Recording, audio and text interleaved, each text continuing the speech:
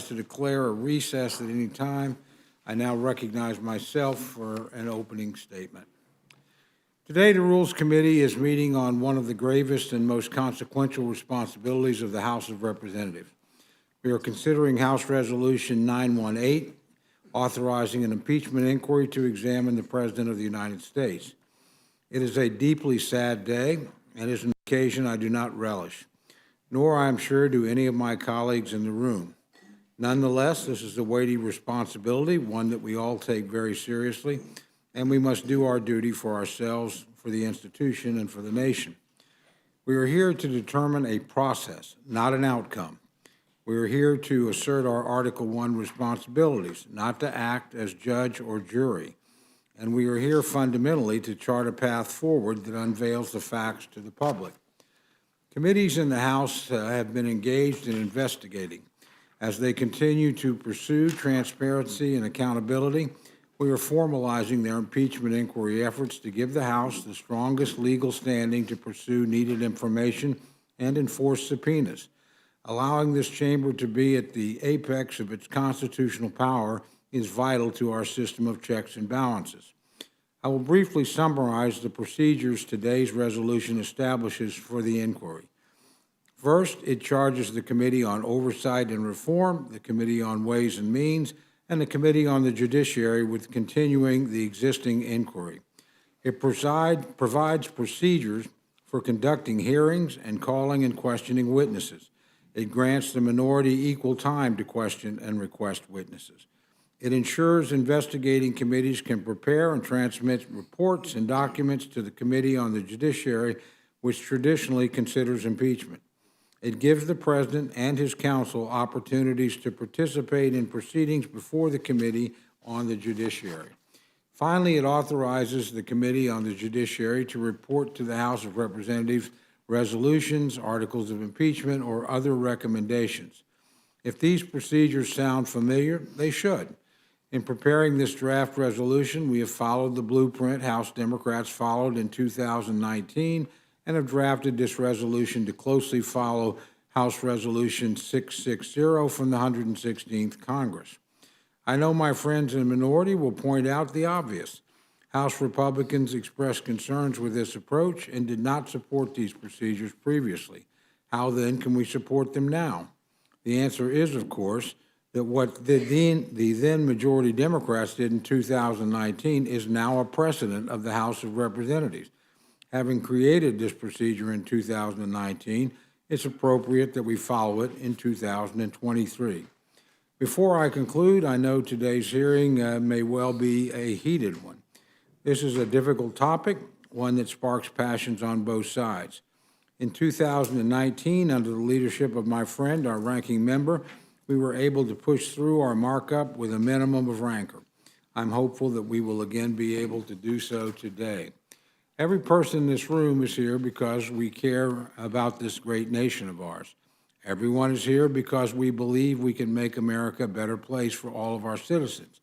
No one here, least of all myself, relishes meeting on this topic today, but I know that we will do our duty, difficult as today may be.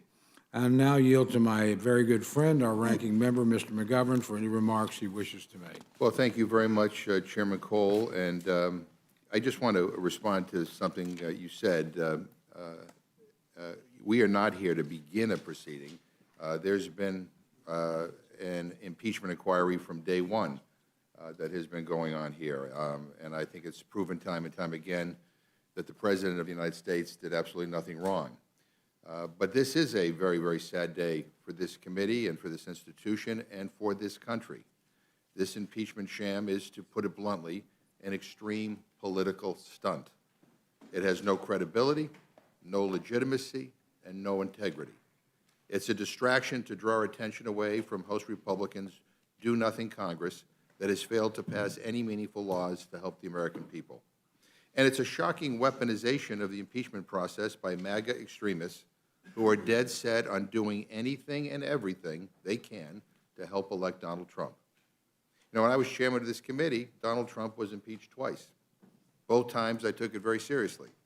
His first impeachment was because he tried to blackmail a foreign leader into digging up dirt on then-candidate Joe Biden. He wanted to stop Joe Biden from becoming president.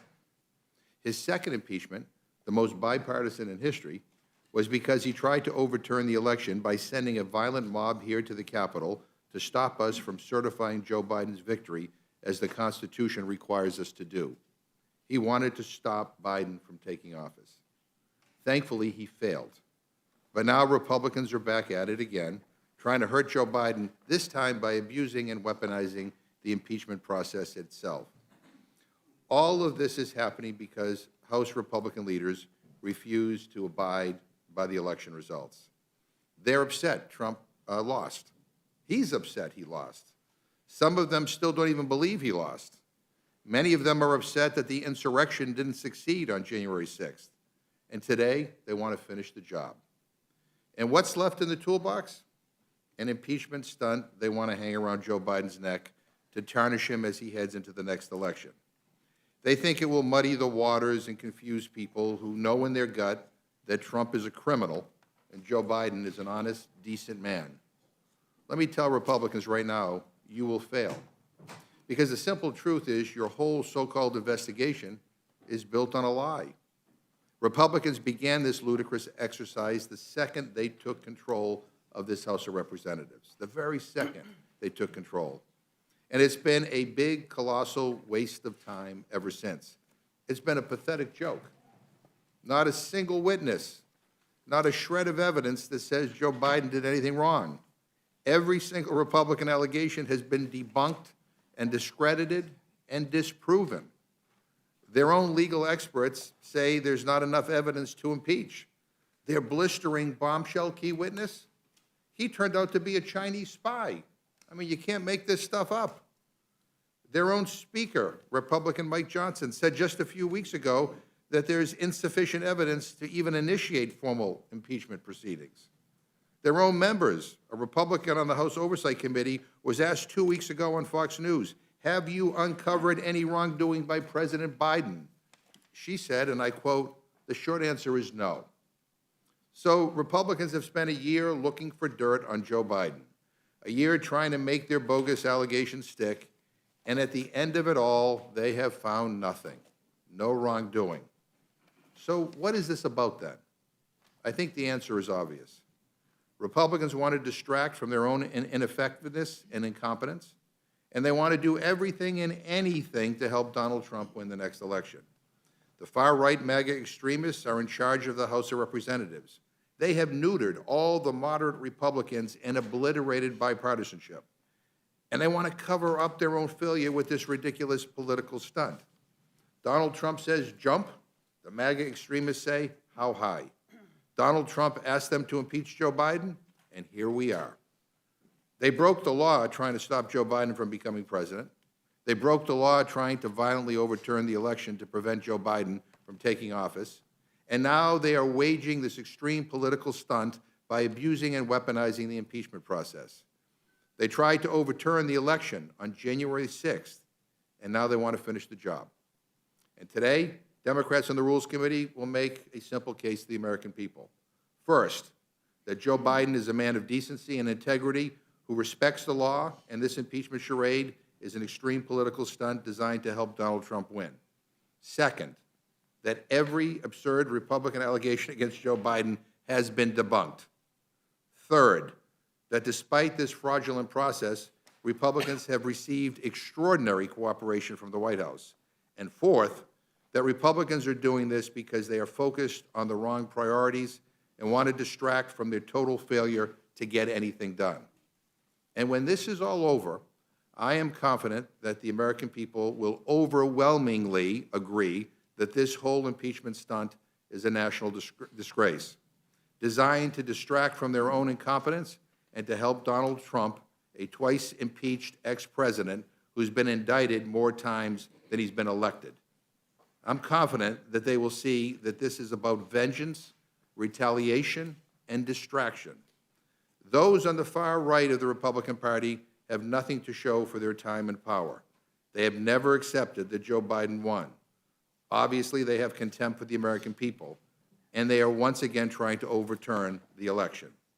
They are willing to do anything and everything to get their way our democracy be damned. And my so-called moderate colleagues on the other side of the aisle are unwilling or unable to say enough is enough to those who are dead set on pursuing this extreme nonsense. And with that, Mr. Chairman, I yield back. Gentleman yields back. Pursuant to notice, I now call up House Resolution 918, directing certain committees to continue their ongoing investigation as part of the existing House of Representatives inquiry into whether sufficient grounds exist for the House of Representatives to exercise its constitutional power to impeach Joseph Biden, President of the United States of America, and for other purposes. Without objection, the resolution will be considered as read and open for amendment at any point. Is there any discussion or amendment? Yeah, Mr. Chairman, I have an amendment at the desk. The gentleman is recognized. Now, the clerk will report the resolutions. Amendment number 1 to House Resolution 918, offered by Mr. McGovern. Clerk will suspend. Without objection, the amendment is considered as read. I object, Mr. Chair. I'd like to have the amendment read. The clerk will report the resolution. Clerk will report the resolution. House Resolution 918.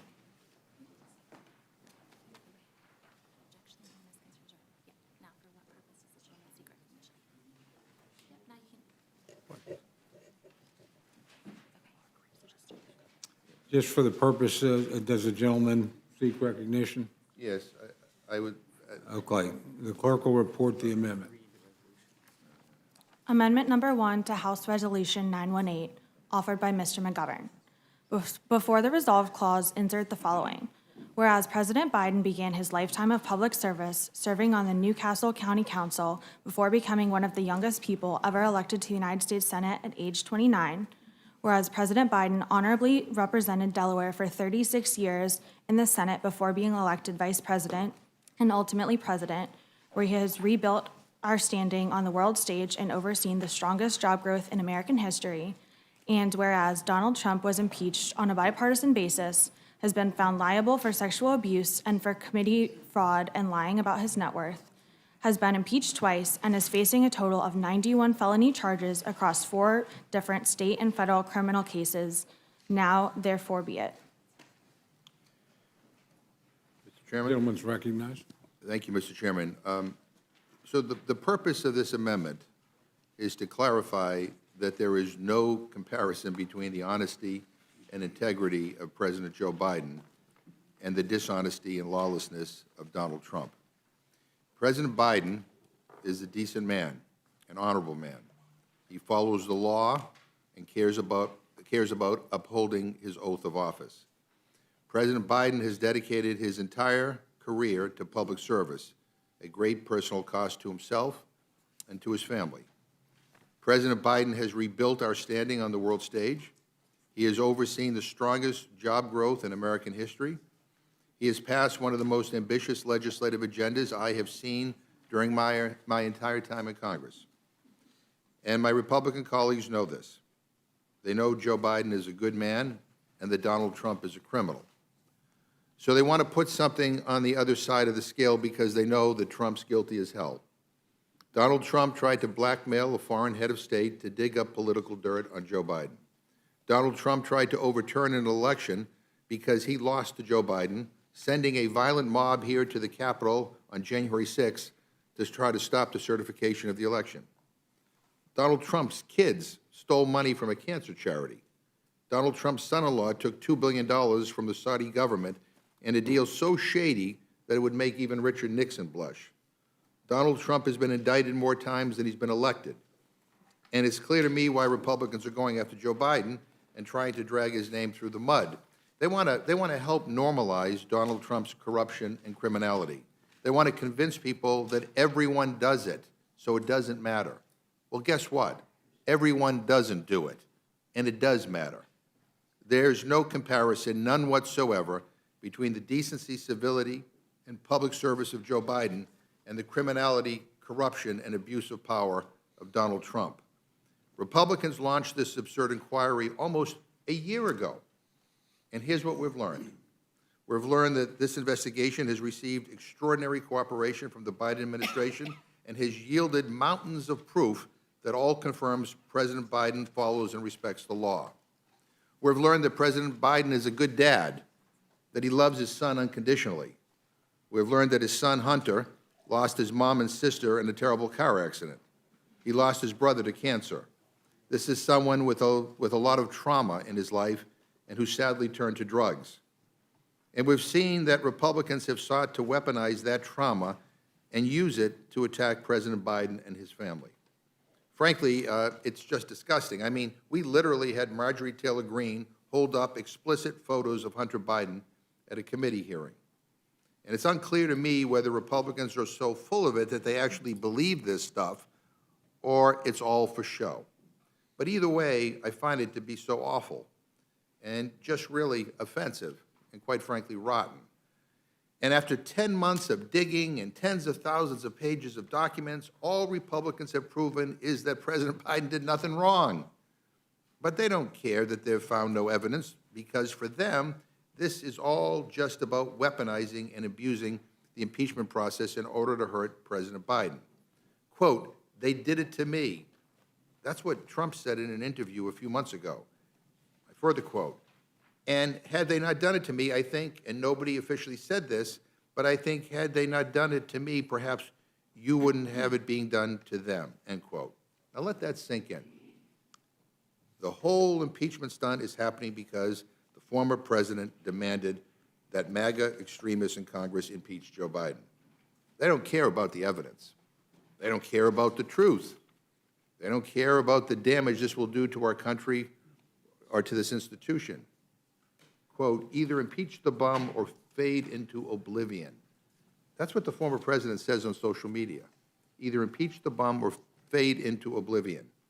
So that's why we're here today.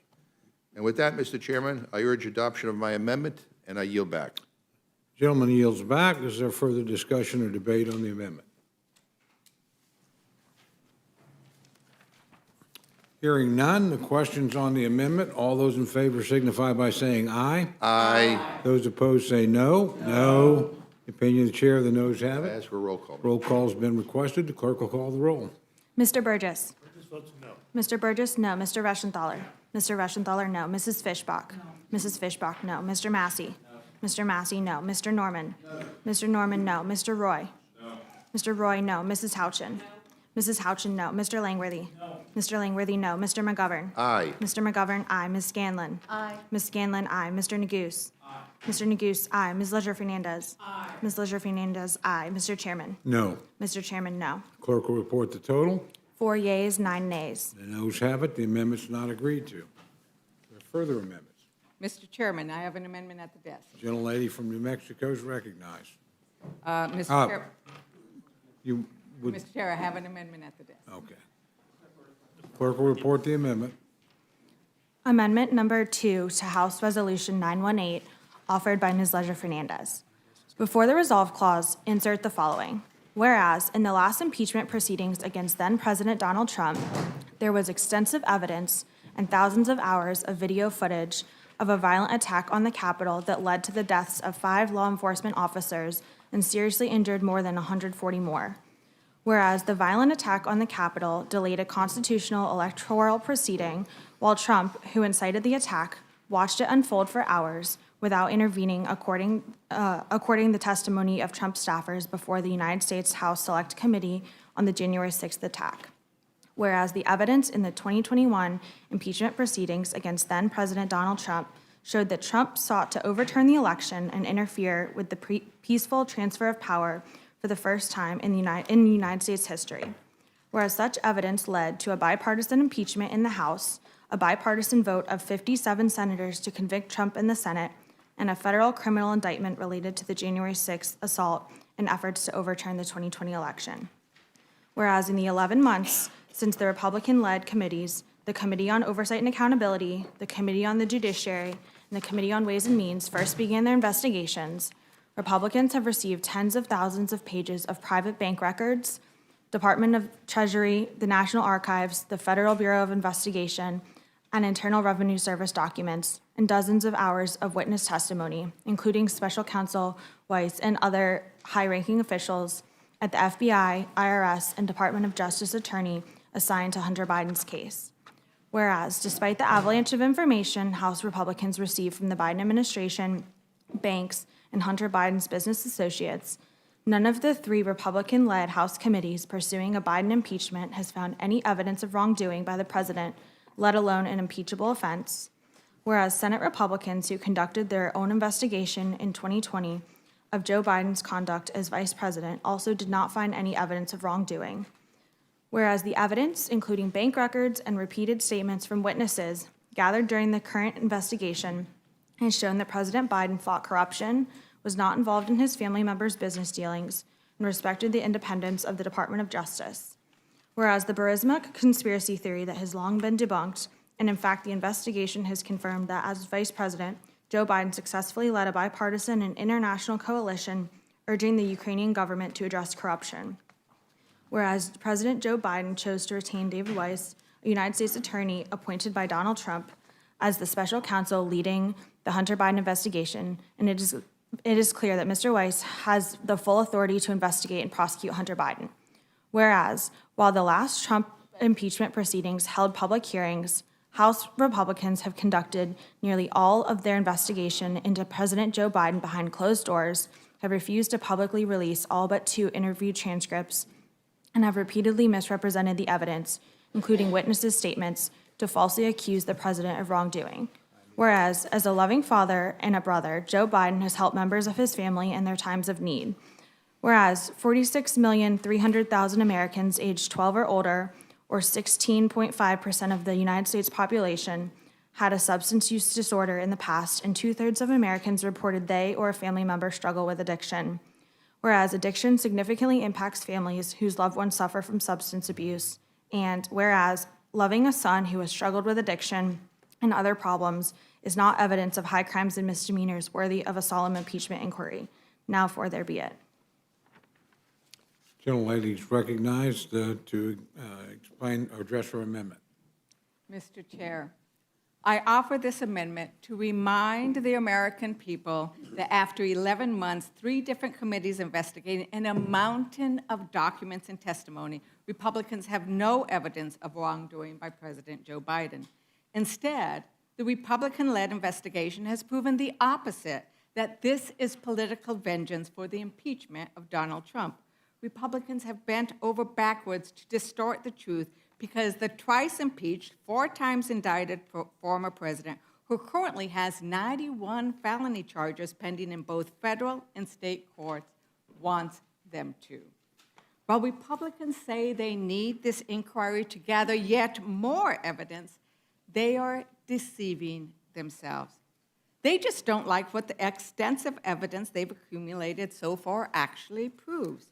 President Biden and his administration voluntarily handed over tens of thousands of pages of private bank records, Treasury and National Archives documents. Biden administration officials from the FBI, the Internal Revenue Service, and the Department of Justice, along with Department of Justice Special Counsel Attorney assigned to Hunter Biden case, have provided dozens of hours of sworn testimony. After extraordinary transparency from the Biden administration, the evidence proves that President Biden did not engage in any wrongdoing. The evidence proves that President Biden did not profit and did not engage in James or Hunter Biden's business. Further, President Biden respected the independence of the Department of Justice and retained David Weiss, the U.S. attorney appointed by President Trump as the special counsel leading the Hunter Biden investigation. The indictments this week of Hunter Biden prove that special counsel Weiss had full independent discretion to investigate and prosecute Hunter Biden free from political interference. But remember, impeachment is about what the president does, not what his son may have done. Biden's respect for the Justice Department is in sharp contrast to Trump, who urged his Department of Justice to investigate his political opponents. President Trump's own Attorney General, Bill Barr, had to resign in protest as Trump weaponized the Department of Justice after losing the 2020 election.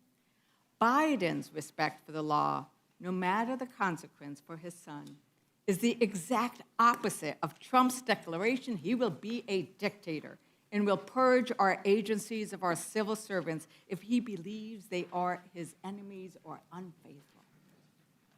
Republicans often talk about Burisma, a far-fetched conspiracy theory, but Trump's own special representative for Ukraine negotiations, Kurt Volker, found that Burisma was based on a theory that, I quote, had been debunked, end quote. And there was, I quote again, no evidence to support it, close quote.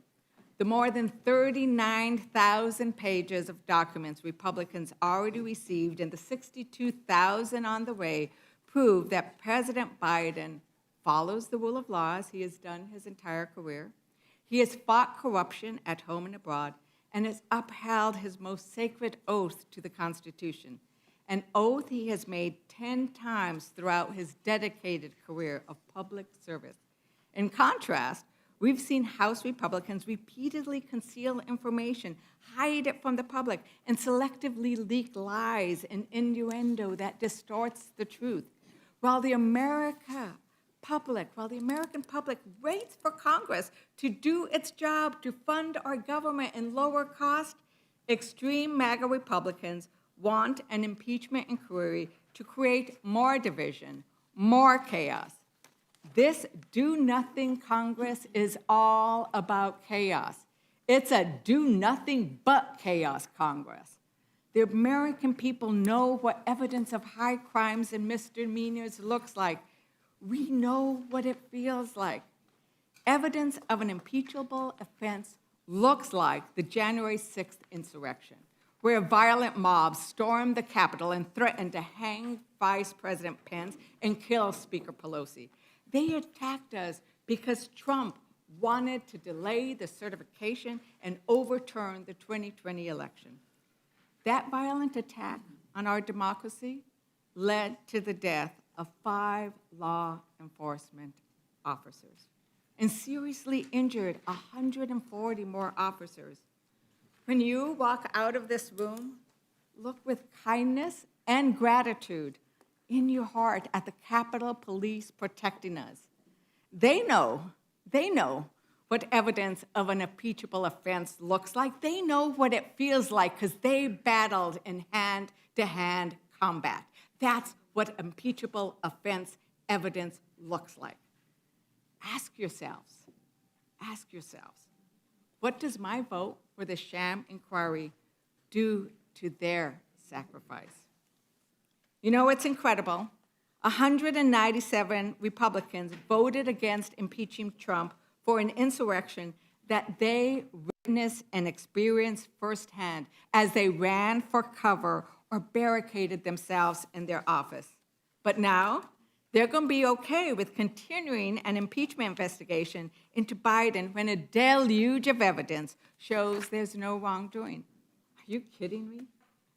On January 6th, Trump and the insurrectionists failed to overturn the election. The evidence of that day led to a bipartisan impeachment in the House, 57 senators voting to convict in the Senate, and a historic criminal felony indictment of President Trump.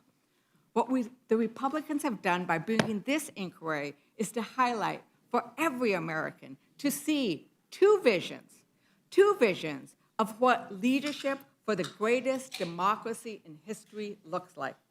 The extreme MAGA Republicans' vision is that they must do all they can to bring back to power a president who brags about becoming a dictator, a president who conspired and then organized a violent mob to disrupt one of our most sacred democratic traditions, the peaceful transfer of power, a President Trump who desperately tries to punish his political enemies without any evidence of wrongdoing. Our democratic vision, and that of President Biden, is that no person is above the law. Our vision is of an American that respects the independence of the police, the courts, and our nation's justice system. Our vision is of a Congress that fights to make our communities better rather than using our power and our precious time in this chamber for vengeance and to sow chaos. The differences could not be more clear. Democrats impeached the president because he tried to overturn an election and destroy our democracy. Extreme MAGA Republicans are pursuing impeachment as political revenge because a man with 91 felony charges is telling them to do so. We heard the statements and quotes that our ranking member said, but there are so many more of President Trump's vengeance and his calls for revenge.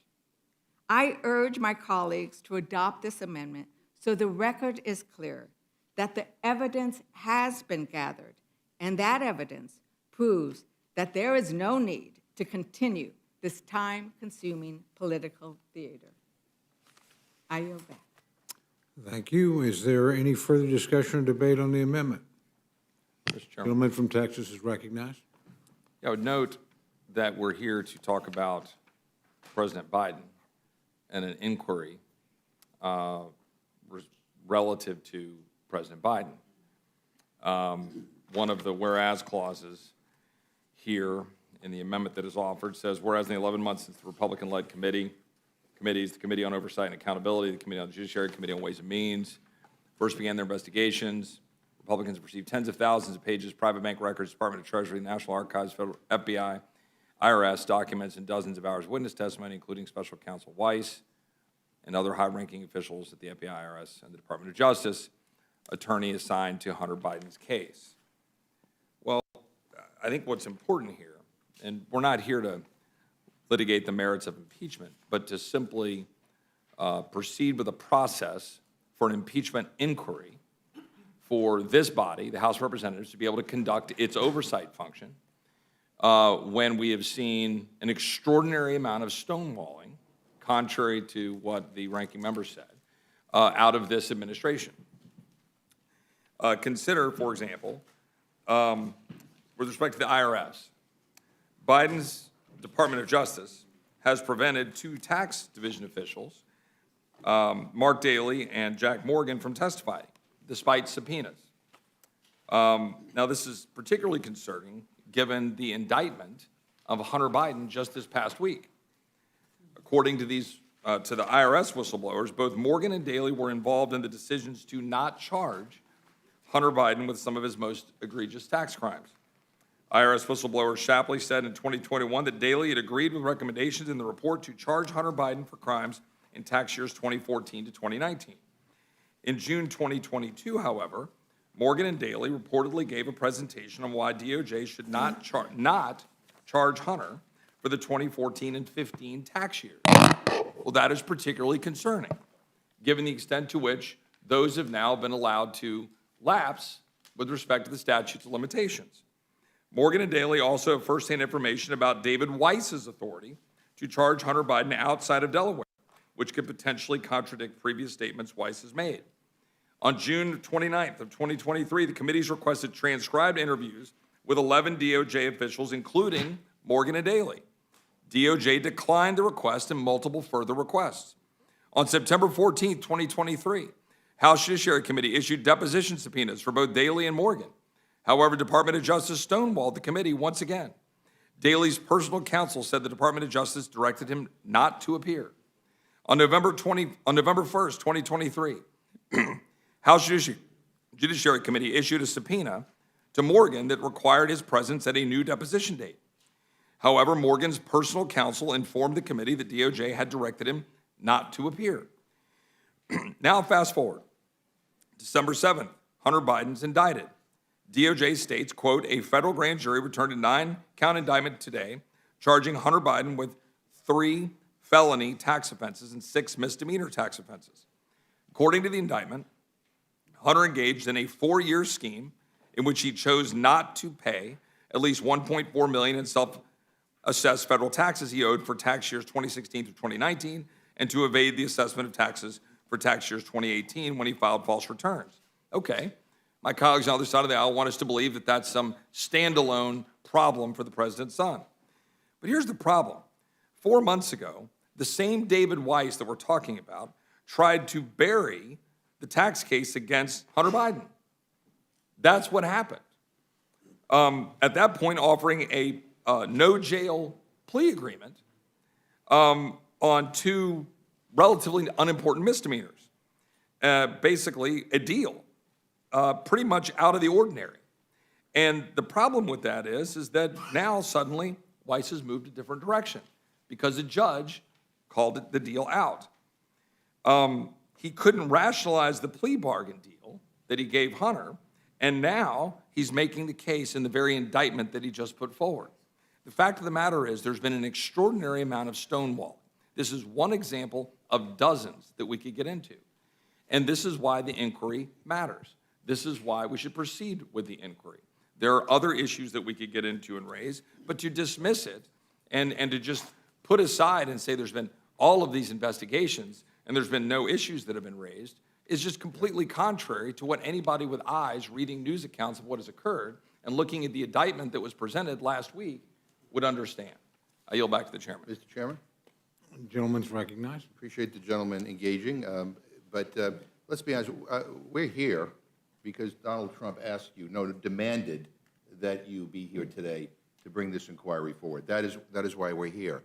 Dozens and dozens of Republicans, and even Fox News hosts, let that sink in, have bluntly admitted that there's no evidence to support impeaching President Biden and have instead lamented that pursuing impeachment is not good for the country. Over the course of this year-long fishing expedition, because this is not beginning today, you've been doing this for over a year, House Republicans have poured over tens of thousands of pages of documents and financial records provided by the administration, have interviewed witnesses for dozens and dozens of hours, yet nothing they have revealed has supported their wild conspiracy theories and debunked the allegations. Nevertheless, here we are. But I think it's important to point out that this is a waste of time. I'm going to give you the words of Republicans. Don't take my word for it. Speaker Mike Johnson reportedly told his own colleagues, quote, that there is insufficient evidence to initiate formal impeachment proceedings. Rep. Mike McCall admitted, we don't have the evidence. That's his quote. Ken Buck, our colleague, the evidence for impeachment doesn't exist right now. He also said, I haven't seen any evidence linking Hunter Biden's activities to Joe Biden. That I'm not convinced that the evidence exists. Rep. Dusty Johnson said, there's a constitutional and legal test that you have to meet with evidence when it comes to impeachment. But he has not seen that evidence. John Curtis, my bar for impeachment is incredibly high. For me, it's all about, is there an impeachable offense, and is there evidence of an impeachable offense? And when asked if he had seen anything that comes close to that bar, his answer was, quote, no. Darrell Issa, the former House Oversight Chair, said the actual participation by the Vice President and now President that still has to be discovered and or nailed down. Lisa McClain, when asked if the House Republicans, after nearly a year of investigation, had uncovered any improperly influenced policy decisions by President Biden, said, quote, the short answer is no. I could be here all day reading quotes from your colleagues, Republicans, who basically have publicly admitted this is a waste of time after a year, So let's be honest. We are here because Donald Trump ordered you to be here. He wants to finish the job. We're not here because there's any smoke. We're here basically because this is what the former disgraced president wants from you. And with that, I ask unanimous consent to insert into the record several pages of recent Republican quotes basically saying this is no evidence and a waste of time. Without objection. Is there any further discussion of the amendment? The gentleman from Colorado is recognized. I thank the chairman. The gentleman talked about stonewalling. I want to read him a quote. Quote, finally, allegations of obstruction ignore historic questions of privilege, ongoing litigation on the matter, and the fact that many executive branch witnesses testified. Democrats cannot complain about lack of participation when they created an environment that made testifying untenable. The American people will have the opportunity to decide in November 2020. We should let them, end quote. I suspect the gentleman recognizes that quote. Those are his words when he voted against impeachment of President Trump in 2019. So let's not pretend that this is not anything but the farce that it is. I understand the gentleman's position regarding President Biden, but the notion that this has any semblance of credibility or legitimacy is bellied by the facts. And while I would hope that my colleagues would apply some coherent consistency with respect to their views on impeachment, I'm not expecting that. But one thing that I certainly don't believe the American people can countenance is the notion that somehow this process is a fair one, or a transparent one, or an open one, or a necessary one. And that I would yield to my colleague from New Mexico. Thank you very much. And I think that in response to this, the very fact that there is an indictment of Hunter Biden shows that President Biden and President Biden's Department of Justice stood back. And I think it's important to actually remember that Attorney General Garland recently reiterated his basic truth about this case. And he said, I promised the Senate when I came before it for confirmation that I would leave Mr. Rice in place and that I would not interfere with his investigation. And I have kept that promise. He also testified that there had been no contact with the president or the White House about the Hunter Biden matter. So all that you are doing over there of saying something has happened with Hunter Biden and we must raise it, and we must have more and more and more documents. Oh my God, almost 100,000 pages of documents already, and you can't find a link?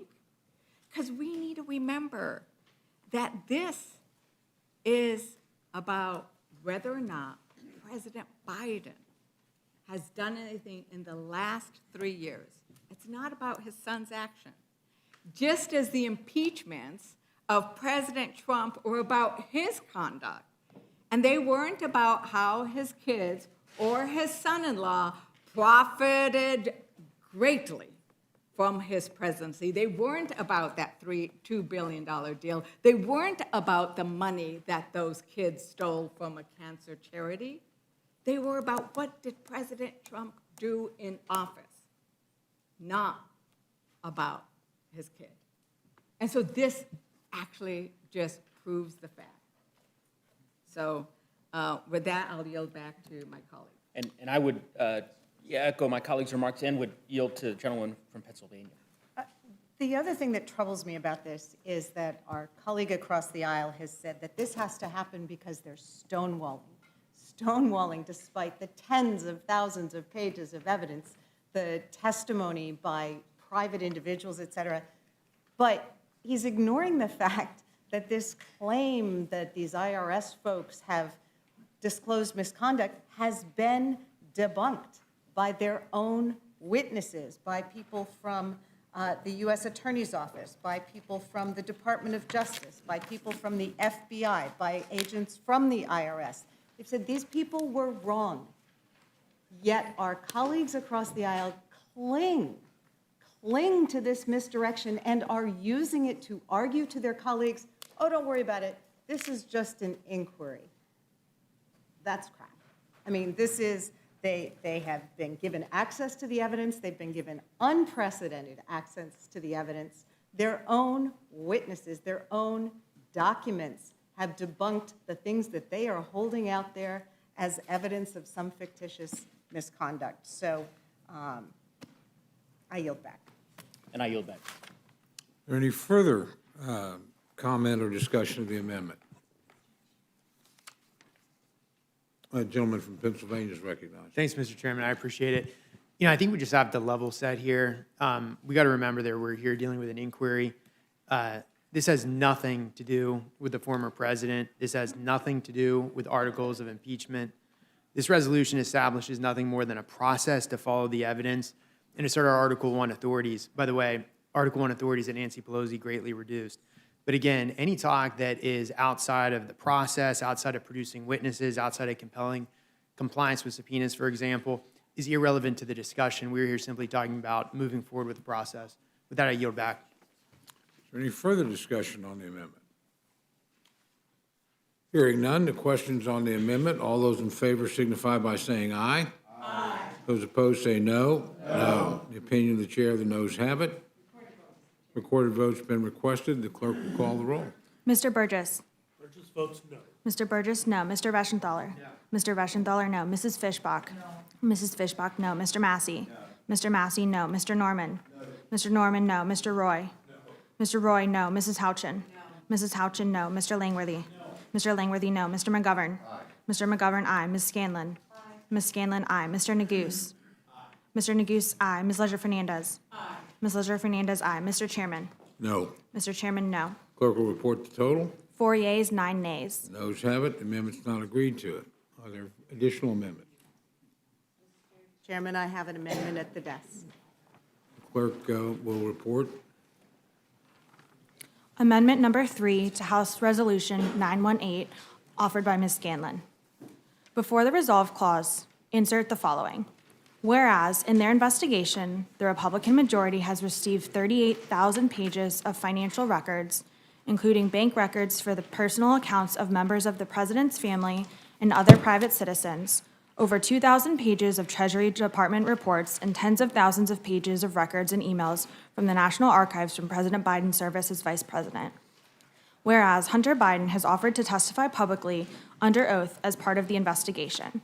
Whereas House committees have heard dozens of hours of testimony from Hunter Biden's business partners and then Vice President Biden's financial advisor, 3 current U.S. attorneys and Department of Justice officials, and 4 current Federal Bureau of Investigation and Internal Revenue Service supervisory special agents, and unprecedented testimony from Special Counsel David Weiss on an ongoing investigation. Whereas the FBI and Treasury Department have provided access to and briefings on highly sensitive law enforcement documents. Whereas the National Archives have produced 62,000 additional pages of then Vice President Biden's records this week, and in addition to the 20,000 pages already publicly available.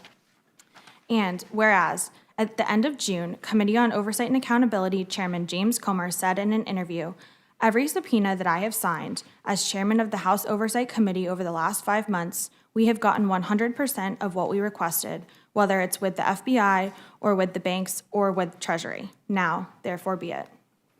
Gentlelady is recognized on her amendment. Thank you, Mr. Chairman. Since the stated purpose of launching this inquiry is the false claim that President Biden has stonewalled this sham investigation, the purpose of this amendment is to detail the unprecedented and extensive cooperation provided by the President, his family, and this administration, despite the absence of any constitutional basis for this sham political stunt. I want to remind everyone again what's really going on here. It's as simple as this. House Republicans have wasted the past year on a cheap political stunt.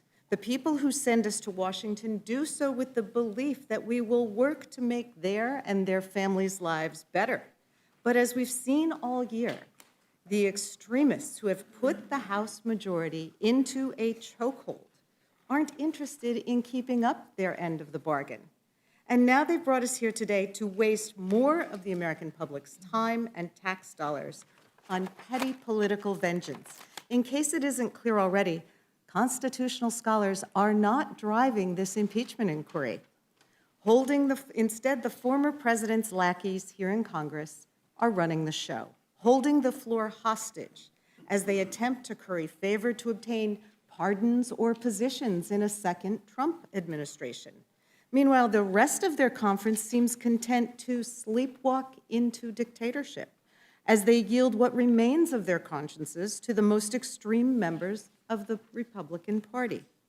My amendment would shine some light on this shameful process and expose it for what it really is, a circus and a farce cooked up to placate the disgraced, defeated, and twice impeached former president. You know, there's a term for what House Republicans have proposed with their resolution today to start an impeachment inquiry. It's called a kangaroo court, a court in which the principles of law and justice are disregarded or perverted to reach a predetermined conclusion. This is my favorite definition, a mob-operated tribunal that disregards or parodies existing principles of law. That's what we're dealing with here, a MAGA kangaroo court, engaged in a desperate search for evidence to prop up a predetermined conclusion, and in which they're willing to subvert both the truth and the Constitution in a naked political stunt. For the past year, President Biden and his administration and his family members, private citizens with no role in the government, unlike the former guy, they have shared tens of thousands of documents with this kangaroo inquisition, including emails, financial records, and Treasury Department reports. They've responded to extreme Republican requests, no matter how absurd. Chairman Comer of the Oversight Committee has admitted this himself, saying, every subpoena that I have signed over the last 5 months, we've gotten 100% of what we requested. Numerous individuals, including private citizens, U.S. attorneys, Department of Justice officials, a special counsel overseeing an ongoing investigation, and federal law enforcement agents have made themselves available for dozens of hours of testimony and interviews. Federal law enforcement officials have provided briefings and access to highly sensitive documents. The president's son has offered to testify publicly under oath in front of Congress and the country, an offer that the Republicans have rejected. Extreme Republicans will continue trying to muddy the waters, attempting to drag the president and the American people down a rabbit hole of conspiracy theories and untruths to support their MAGA kangaroo court. But the public knows this is a sham.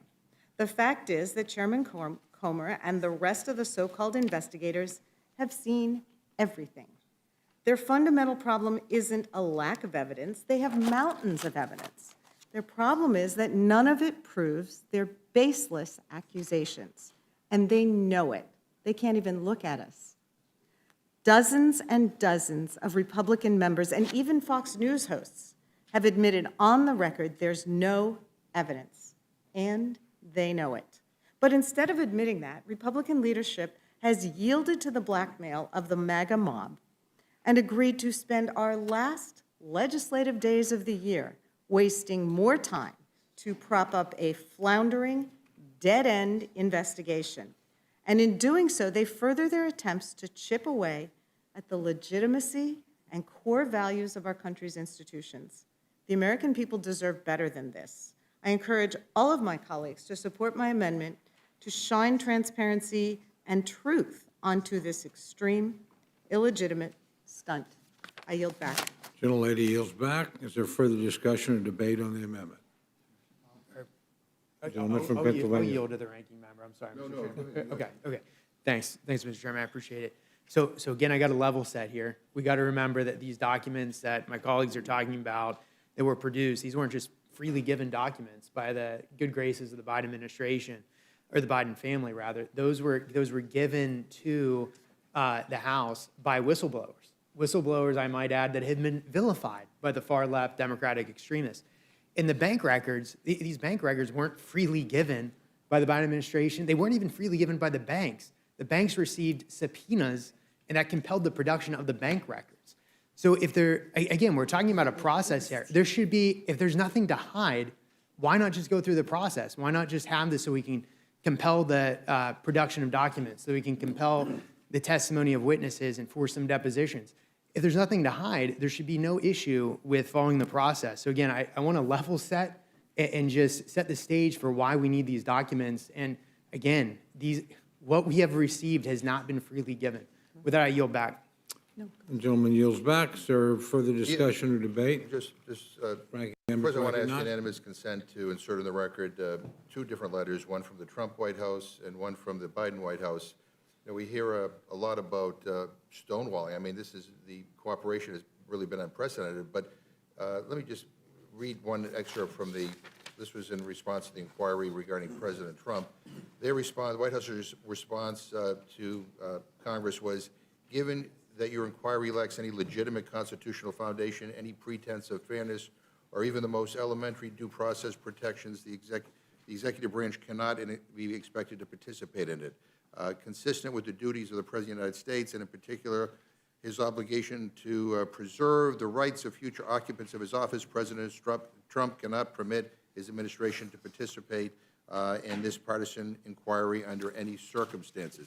Now, we're going to contrast that with the response that Mr. Comer and Mr. Jordan received from this White House, again, basically saying we believe in engaging in good faith is critical to avoid constitutional conflict, and we propose a meeting with your staff to start this important process.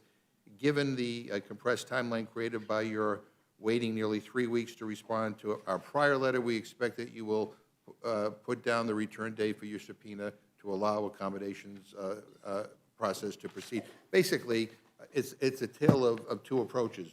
One administration that wants to stonewall, that was Trump, and then this administration that has cooperated. Without objection. But I just want to close with this. This is breaking news for everybody. So our Republican colleague, Don Bacon, just a few minutes ago told a small group of reporters this morning that there are, quote, probably not high crimes or misdemeanors that Joe Biden has committed. Yet he still plans to vote to authorize this impeachment inquiry, notwithstanding that there's no there there.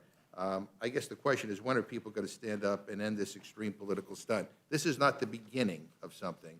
This should be the end of something. You've been doing this for over a year, and there's nothing there. There's no smoke.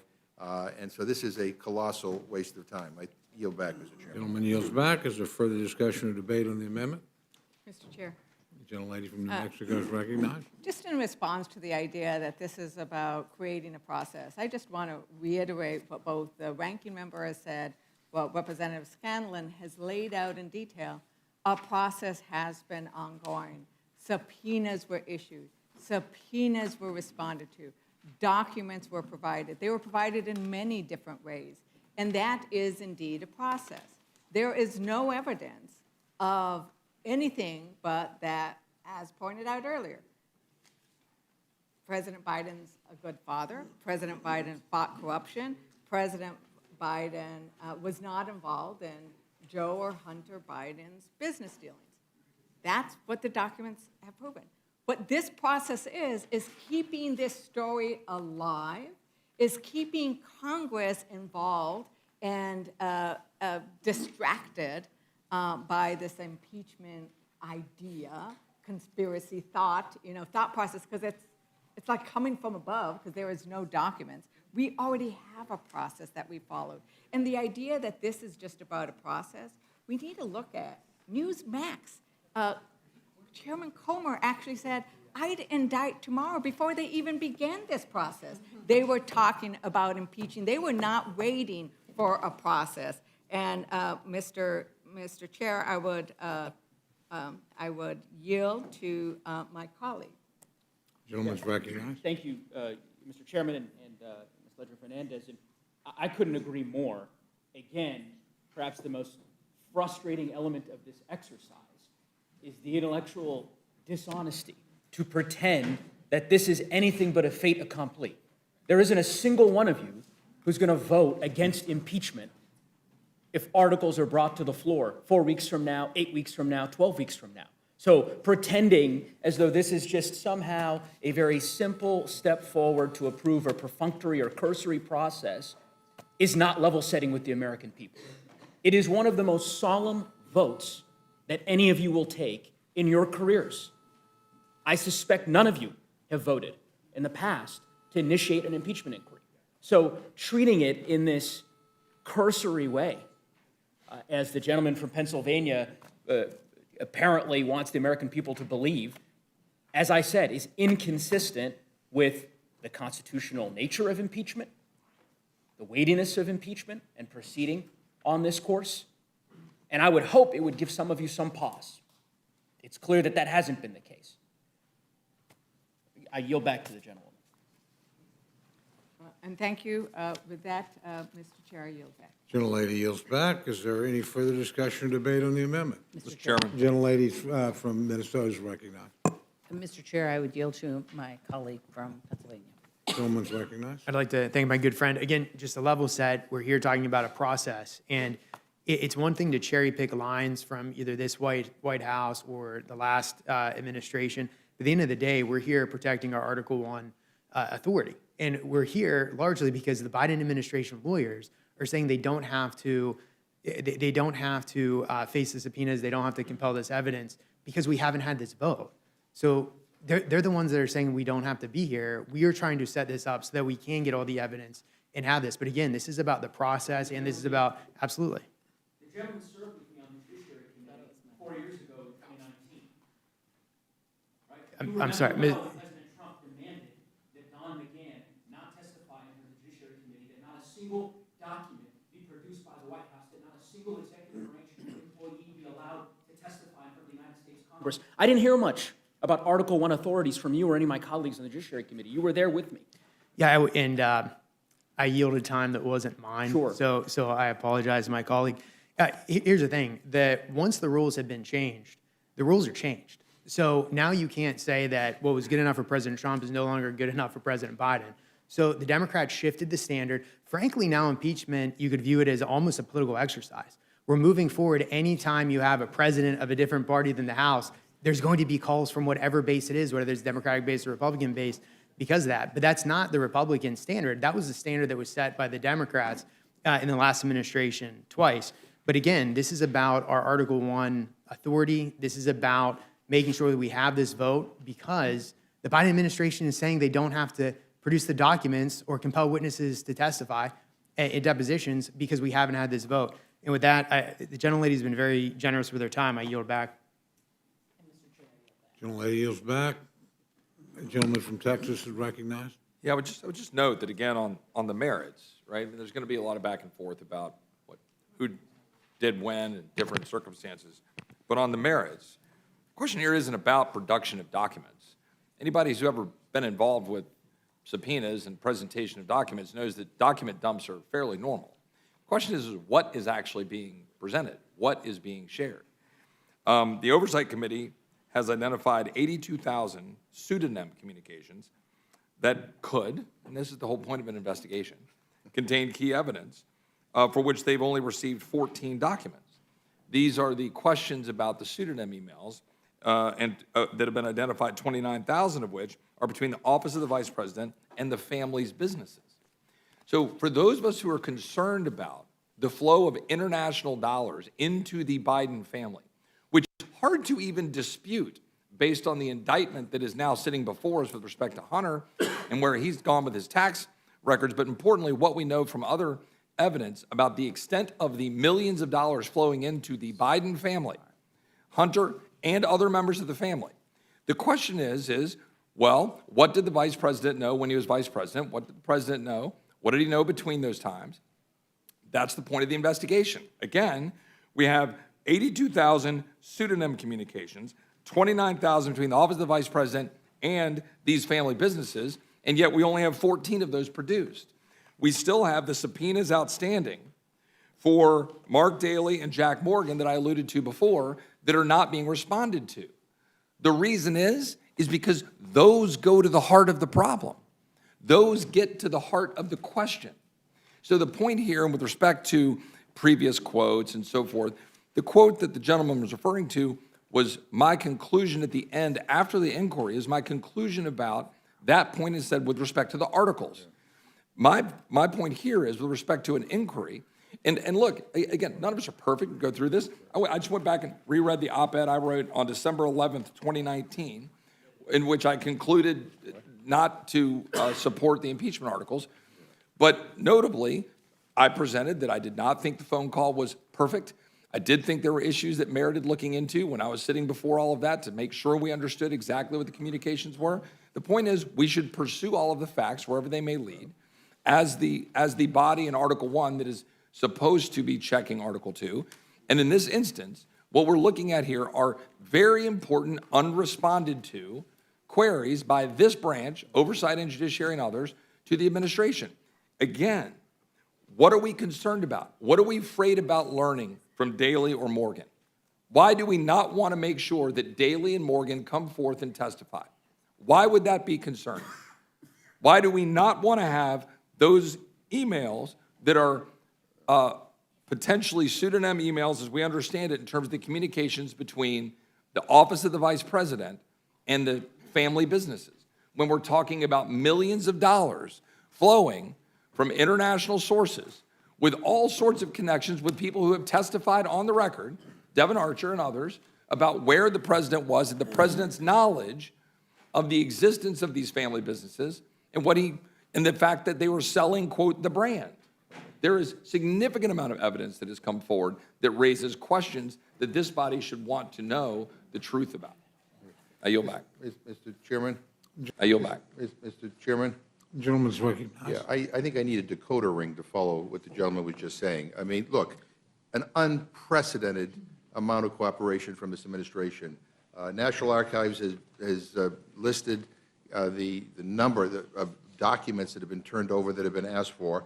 Chairman Comer said every subpoena that I have signed as chairman of the House Oversight Committee over the last 5 months, we've gotten 100% of what we requested, whether it's with the FBI or with the banks or with the Treasury. That's Chairman Comer, the guy who said that he would vote to indict Joe Biden on day one before he's seen any evidence.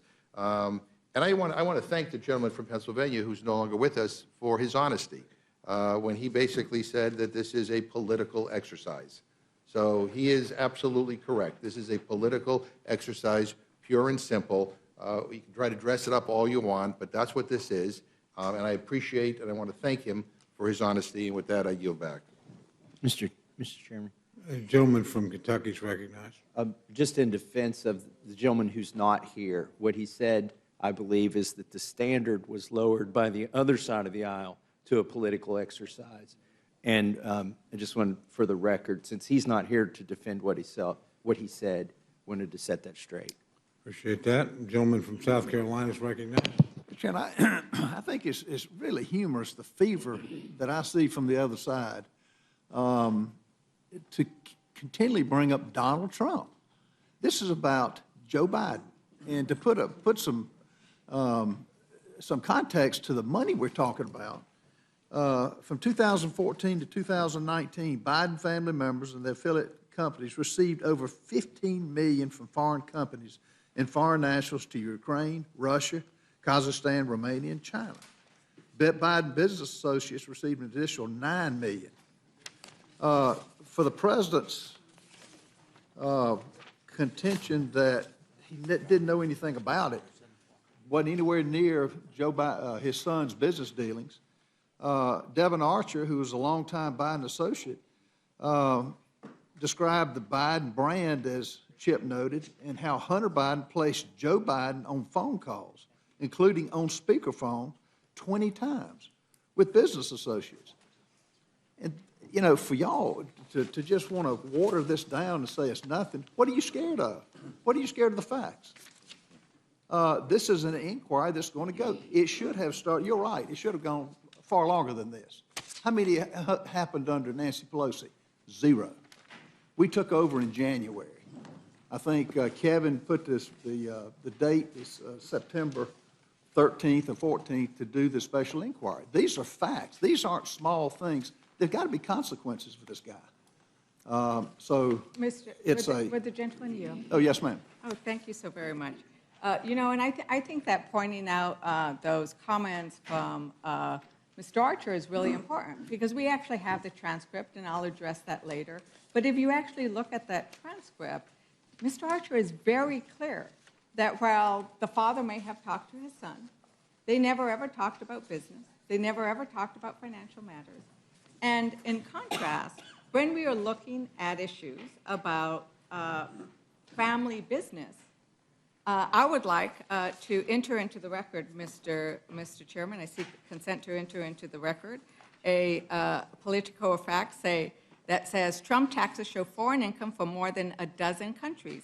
And I think this, Without objection. I think that it is important. You are making a big deal of the fact that Joe Biden, as a private citizen, a lot of these things that you're talking about happened when Joe Biden was a private citizen, but more importantly, that his brother and his son were separate. They did not have, their businesses were not commingled. It's very clear from the evidence that they were separate. They were not the same. In contrast, we know from this article that says Trump taxes show foreign income, Donald Trump's tax returns show the former president received income for more than a dozen countries during his time in office, highlighting a string of potential conflicts of interest.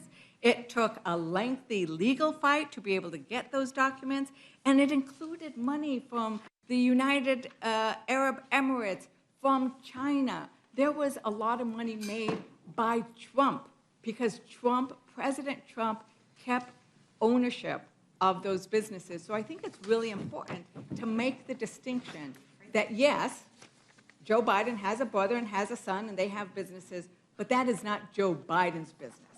And that is the key. Here we are looking at what did the president do as president, in contrast to what President Trump did, which was get a whole lot of money, tell a whole bunch of people, you better book your hotel stays at my properties while he was president. That is the contrast of what we're dealing with. And with that, thank you so much for yielding the time. Sure. I appreciate it. Mr. Lega Fernandez, here's the difference. You've got a businessman that made his money long before he got into politics. What these facts or what we will find out is, and try to figure out, what service did the Bidens provide? What expert was Hunter to get the $24 million and the rest of the family members? That's what we're trying to get to the bottom of. He's no businessman. He's a politician. And let's let the money trail follow and try to figure out, like his paintings, where did they come from? Where did the money come from? Let's follow the trail. This is a joke, if it wasn't so serious, with the money that this man apparently had. And he's, from day one, didn't know anything about it, never had any involvement. He's on phone calls. How about the pseudonyms? What is that? I think in time, what y'all are trying to do is stall and prevent any information, more information from coming out. And the American people deserve better. And if he's innocent, as he says he is, let the facts show it. I yield back. Mr. Chairman, just briefly. Gentleman recognized. Oh, I just want to say to the gentleman, he just read from the Republican leadership talking points that went out. I will assure him that almost everything he has said has been disproven or discredited already. We're happy to share that with him. But when he said that this is not about Donald Trump, I strongly disagree. Again, this is Donald Trump's quote: either impeach the bum or fade into oblivion. And unfortunately, my Republican colleagues are so fearful of him, are so afraid of him, that they do whatever he asks them to do. That is why we are here. We are here because of Donald Trump. We are here because the insurrection did not succeed on January 6th, and this is about finishing the job. So let's not kid ourselves that Donald Trump doesn't play a role here. I yield to the gentleman. I would completely agree with the ranking member. USA Today, this is from last week, from December 4th, USA Today. Quote, if Trump, who has been impeached twice, is the 2024 Republican nominee, Rep. Troy Nails said he wants to give Trump, quote, a little bit of ammo to fire back, end quote, and say Biden has also been impeached, end quote. So the suggestion by the gentleman from South Carolina, by the gentleman from Pennsylvania, that this has nothing to do with Donald Trump is divorced from reality. You know it, we know it, the American people know it. This is being done at the behest of former President Trump. Why? Because he remains singularly focused on exacting retribution for being impeached in a bipartisan manner for his actions on January 6th. That's it. The rest of this is theater. I yield back to the gentleman. I think I yield back. Is there further discussion or debate on the amendment? Hearing none, the questions on the amendment. All those in favor signify by saying aye. Aye. Those opposed say no. No. The opinion of the chair, the noes have it. The gentlelady has requested a vote. Clerk will call the roll. Mr. Burgess. Mr. Burgess, no. Mr. Reschenthaler. Mr. Reschenthaler, no. Mrs. Fishbach. Mrs. Fishbach, no. Mr. Massey. Mr. Massey, no. Mr. Norman. Mr. Norman, no. Mr. Roy. Mr. Roy, no. Mrs. Houchin. Mrs. Houchin, no. Mr. Langworthy. Mr. Langworthy, no. Mr. McGovern. Mr. McGovern, aye. Ms. Scanlon. Ms. Scanlon, aye. Mr. Neguse. Mr. Neguse, aye. Ms. Ledger Fernandez. Ms. Ledger Fernandez, aye. Mr. Chairman. No. Mr. Chairman, no. Clerk will report the total. 4 yeas, 9 nays. The noes have it. The amendment's not agreed to. Are there any further amendments? Mr. Chairman, I have an amendment. Gentleman from Colorado is recognized. Clerk will report the resolution. Amendment number 4 to House Resolution 918, offered by Mr. Neguse. Page 2, line 7, strike investigative and insert the following: open and transparent investigative. Page 6, line 1, strike investigative and insert the following: open and transparent investigative.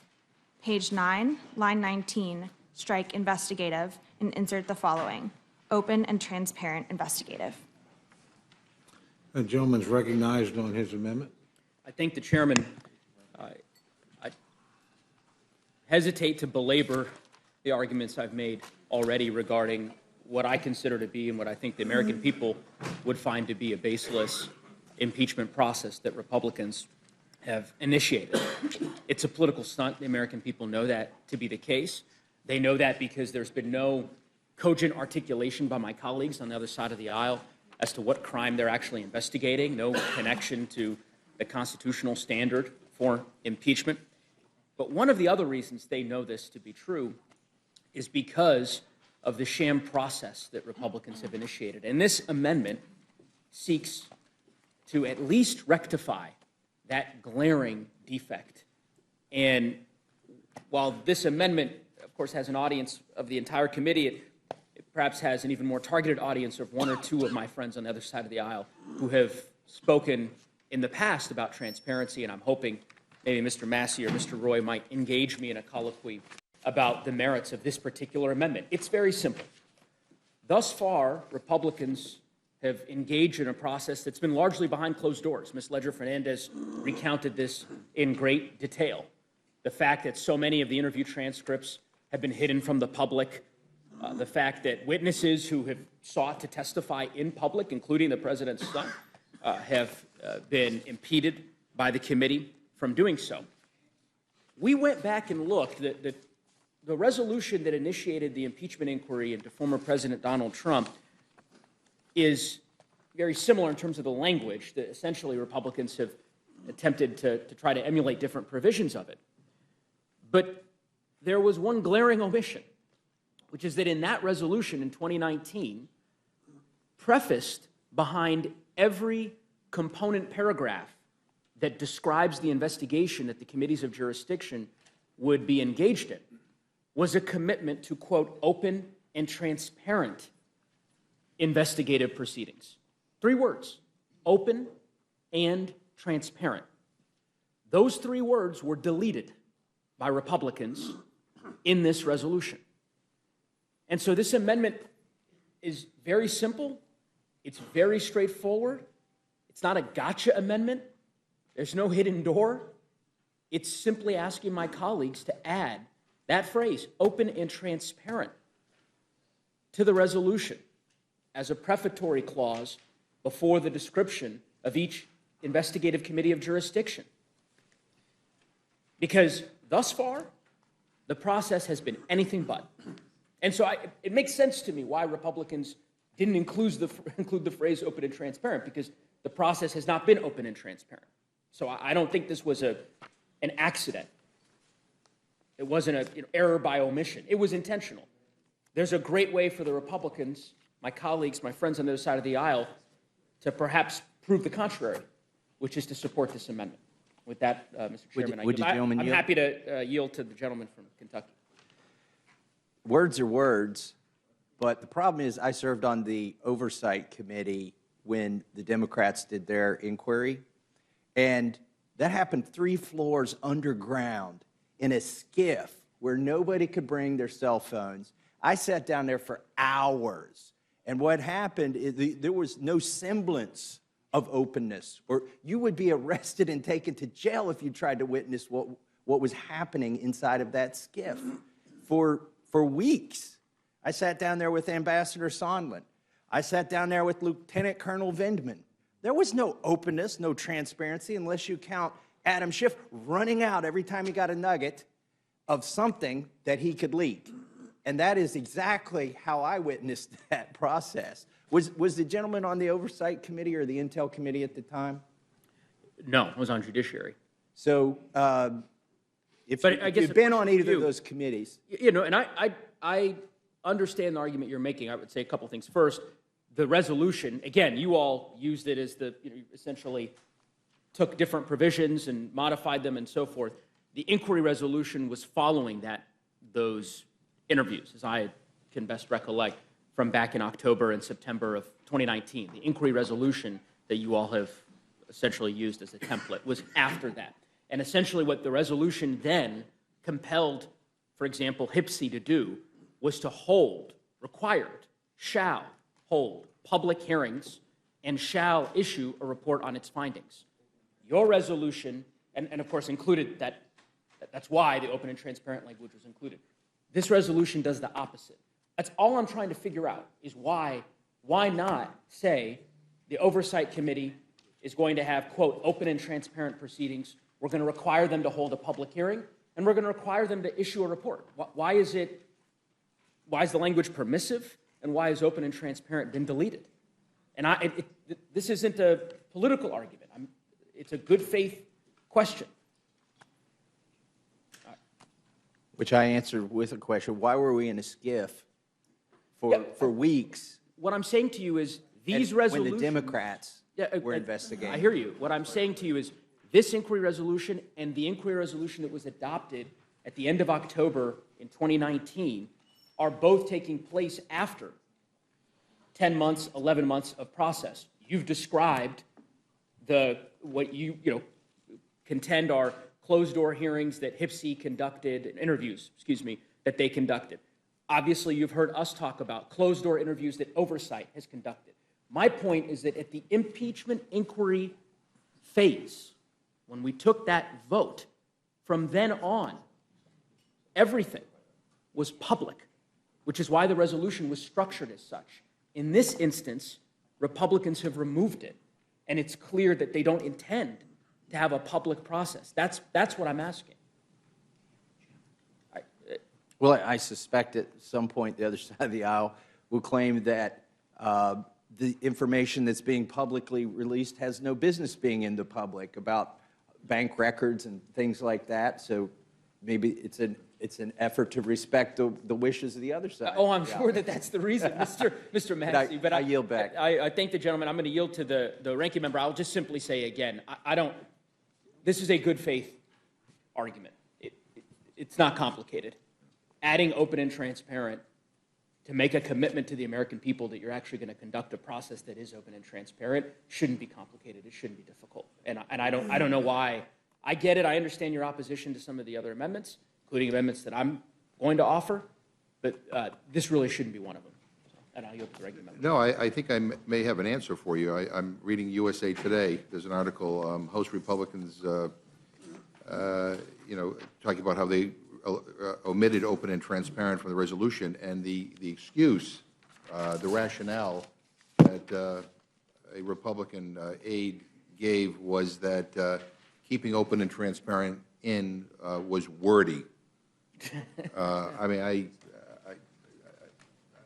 really? I mean, open and transparent, I mean, 3 words, too wordy? That's the excuse to eliminate it? It's laughable. I mean, this is ridiculous. I mean, again, I think we all should agree that this should be open and transparent. It was in the previous resolution when we were in charge. Let's just put it in. I mean, that's a sign of good faith. But to say that it's being omitted because it's wordy, I mean, come on, give me a break. I yield back. I yield back. Or I yield to... I don't know whose time it is, but I assume it's the chairman's time, so I appreciate it. Look, again, I've got to just level set here. This amendment literally does nothing other than change the wording of the subheaders. I mean, and the ranking member just admitted that. I mean, we're here talking about changing investigative to open and transparent. Investigative.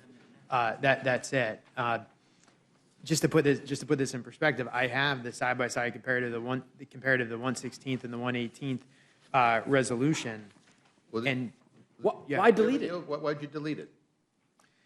because we have our hearings have been in the open. They've been open and transparent to begin with. Deliberately deleted this. Why? And again, I was with what Mr. Massey was talking about. I was on judiciary. A lot of those meetings were in fact, most of them were in a skiff.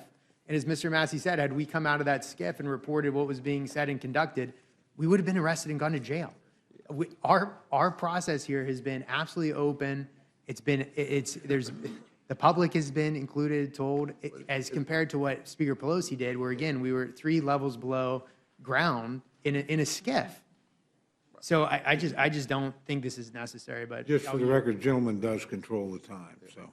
Okay, thanks. Gentleman yield? I'll yield. Yeah, I mean, again, these words were deliberately deleted. And my friends keep on saying to us, it's not about Trump, it's not about Trump, it's not about Trump, but now it's about Trump. So you can't have it both ways. But again, deliberately deleted the words open and transparent. And with all due respect, the process that you are conducting right now, I don't believe is open and transparent. And by the way, I mean, I'm not on the oversight committee either, but some things, you know, especially on the first impeachment, were classified, and there was a reason for some of that. But again, all we're asking for is the gentleman to put back in the words open and transparent. For some reason, Republicans deliberately removed it. None of us can figure out why, but I support the gentleman's amendment. I yield. Thank you for yielding. I yield back. Thank you, Mr. Chairman. Thank you very much. Is there any further discussion or debate on the amendment? Hearing none. Questions on the amendment? All those in favor say aye. Aye. Those opposed say no. No. Noes have it. As for your recorded vote. Recorded vote's been requested. The clerk will call the roll. Mr. Burgess. Mr. Burgess, no. Mr. Reschenthaler.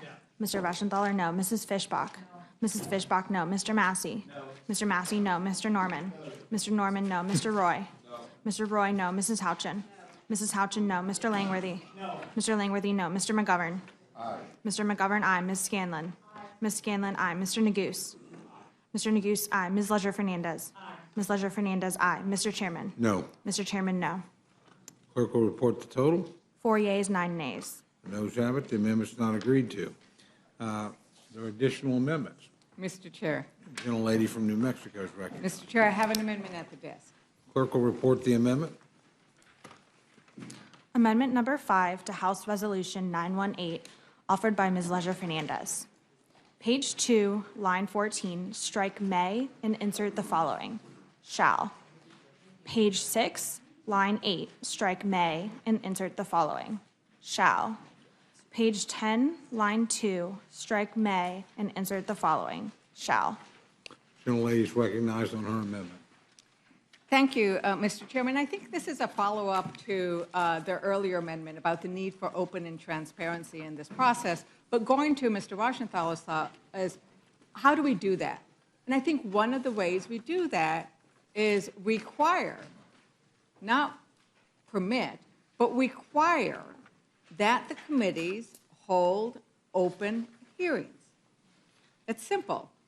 We always hold open hearings. This hearing that we are engaged in right now is open, and the American public is able to see what our arguments are, is able to determine, well, does this make sense? What should we be doing? What is the evidence? We need that, because right now, in the evidence that we, as Congresspeople, have been able to see, we know that there's clear and compelling evidence in the 100,000 pages of documents and the hours of testimony that President Biden was not involved in and did not profit from his brother or his son's business dealings. So in response to Mr. Norman's concerns about where does that evidence lead, the evidence in the record actually already shows that there was no connection. It's available, though, in closed door hearings and transcripts and meetings that are not easily accessible to the public. Extreme MAGA Republicans seem to want to do their work behind closed doors and in secret. My amendment would simply require that we hold open hearings. We need open hearings because for 11 months, we've seen Republicans on these investigating committees distort the evidence they've received behind closed doors. Debunked, fact-checked, not true, distorted, mischaracterized, and misused. These are the terms that we keep seeing regarding the Republican statements about the record so far. Representatives Boebert and Marjorie Taylor Greene are prime examples of misrepresenting the facts they hear behind closed doors. On July 31st, Representative Boebert tweeted, I quote, Devin Archer confirmed that the big guy participated in more than 20 of Hunter's shady business deals, close quote. That same day, Representative Marjorie Taylor Greene told a reporter that Devin Archer said he heard Hunter Biden speak to his father 20 times about only their business dealings. The transcript of what Archer actually said is that Archer told the committee that he did not, open quote, witness specific business deals or business dealings or specifics about any kind of financial stuff, unquote, between Hunter and his father. What did Archer say Joe Biden actually talked to his son about on these calls? Mr. Norrin might be very interested in this, because what Archer actually says they talked about in those 20 calls is the weather, geography, how's the fishing? They were, in Archer's terms, casual conversation. The news articles reporting these discrepancies say the transcription shows the opposite of what Marjorie Taylor Greene and Lauren Boebert claim. Something that is the opposite of the truth could be described as distortion or simply a lie. Una mentira, as we would say in Spanish, a lie. Mr. Chairman, I request unanimous consent to enter into the record the transcript of the Archer's testimony. Without objection. And because it is a big document, the article titled Transcript of Devin Archer Testimony doesn't back key claims about Joe and Hunter Biden. Without objection. Chairman Comer, who has appeared before us and who I respect, has been leading the investigations into President Biden. Unfortunately, Chairman Comer has also misrepresented facts. Indeed, the Washington Post reported that Republican leaders exaggerate their partisan reports in the media to claim wrongdoing by President Biden. The Washington Post noted that Comer and other GOP lawmaker claims eventually lead to reporting that is, quote, untethered from the documentation in the reports, unquote. Untethered. That means it's untethered from truth. It's untethered from what's actually in the reports. The Washington Post further noted that, open quote, Comer would have more credibility if he stuck to documented facts, close quote. Mr. Chairman, I request unanimous consent to enter into the record the article titled, How Republicans Overhype the Findings of Their Hunter Biden Probe. Without objection. Republicans are hiding the facts and then lying to the public about them. There have been 11 months of investigation, almost all of which has happened behind closed doors. And now they want to continue that investigation, continue those committee hearings in secret. What are they afraid of what the public's going to see? Maybe that there's no evidence of wrongdoing by President Biden and that this inquiry distracts from the important work Congress should be doing, because Republicans continuously distort the facts to fit their preferred narrative. They've lost all credibility, as this newspaper article notes. Just a couple of weeks ago, Oversight Committee Republicans claimed that Hunter Biden received payments from Chinese companies and nefariously gave some to President Biden. But then we found out that hadn't happened at all. We found out that Joe Biden had helped his son make his truck payments while Hunter was struggling with addiction and in and out of rehabilitation. In 2018, before Joe Biden even ran for president, Hunter repaid his father the sum of $4,140 for a truck payment. Now, Republicans are trying to turn this $4,140 worth of help during Hunter's time of struggling with addiction into an impeachable offense. A parent's love is never without pain. The pain of watching your child struggle with addiction is something that too many Americans know intimately, something my own mother knew as she lost 2 sons to this accursed affliction, but not before she tried to help them. What parent in America would stop loving their child because that child spiraled into addiction and needed help? Americans will see in Joe Biden's truck payments some of their own actions to help their struggling children. Shame on my Republican colleagues for trying to turn this fatherly love into an impeachable offense. Shame on their attempt to politicize a parent's pain and goodness. I urge my colleagues to adopt this amendment to require public hearings, and I yield back. Is there further discussion on the amendment? The gentleman from Pennsylvania is recognized. Okay, once again, just a level set, here's some facts on transparency. So the Oversight Committee has already had 4 memos detailing the bank records. Of course, those have been open to the public. They've had 2 public hearings. They've also released full transcripts of those hearings to the public. They've continued to update, not just Chairman Comer, but Chairman Jordan, Chairman Smith have been on TV, they've been on print. You can't turn on a news program without seeing one of those 3 update the American people on this. So to say that we somehow lack transparency is laughable, especially when you compare it to the 116th, when even after the committee went forward with the impeachment inquiry vote, the Intel Committee continued to hold hearings in a skiff. Again, so the transparency argument is laughable in the face of the 116th and in the actions of just the Oversight Committee. With that, I yield back. Is there additional discussion on the amendment? Yeah, Mr. Speaker, Ranking members recognized. we can talk about memos. I got a memo here that disproves, basically refutes everything the gentleman just said, but I have a question. When are the transcripts going to be made public and released on the interviews? Does the gentleman know? That I don't know. Yeah, okay. Well, maybe before the end of the hearing, he could find out, because again, we talk about open and transparency. That's what we're talking about. I yield back. Oh, gentlelady from Pennsylvania is recognized. Sure. I do think it's really important that this process, if it is to go forward, is open and transparent. I've already had personal experience with this process when David Weiss, special counsel, came in, sat for 7 hours of interviews. He offered to testify in public. That offer was rejected. And then we saw members of the judiciary come out and mischaracterize what, in fact, he had said in that interview. Mr. Reschenthaler is absolutely right. The 3 chairs of the committees conducting this sham impeachment inquiry have been all over the news, on Fox, on Newsmax, every night, mischaracterizing what they've found, mischaracterizing what witnesses have said. And that's why it's important that if this is to go forward, the American people be able to judge for themselves.